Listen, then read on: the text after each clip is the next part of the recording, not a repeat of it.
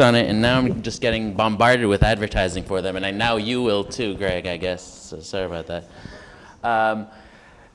You know, it's a startup. They've been around. I don't know how long they've been around. I looked it up at some point. They seem to be doing fine. Yeah. What? Okay. All right. I was just talking for 20 seconds about Airtable, and here's more of that. Yeah. Okay. No problem. No, I mean, you know, the description certainly looks familiar to people who are talking about Enterprise MediaWiki. Part spreadsheet, part database, entirely flexible. Organize your work your way. You know, I don't really see them as a competitor because they seem to be very much geared toward project management specifically, but they have here things that look, this one looks like Trello or Fabricate or whatever, as opposed to anything you'd see in MediaWiki.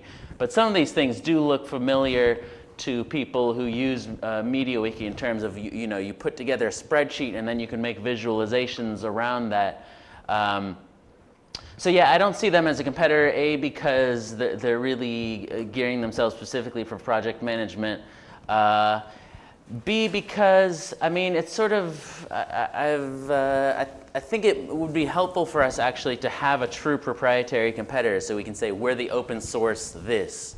We don't, I think that would actually help us define ourselves in a big way to you know, to people who otherwise just don't, you know, can't even put their heads around the concept.